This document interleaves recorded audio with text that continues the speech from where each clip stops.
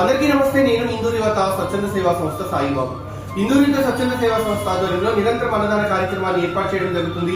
నేడు 1695వ రోజు కోడి అన్నదాన కార్యక్రమాన్ని నిర్వహించడం జరుగుతుంది. నేడు వెడ్డింగ్ యానివర్సరీ జరుపుకుంటున్నటువంటి ఇందూరి అభిలాష్ రాణి యొక్క పెళ్లి రోజు సందర్భంగా ఈ అన్నదాన కార్యక్రమాన్ని నిర్వహించడం జరుగుతుంది.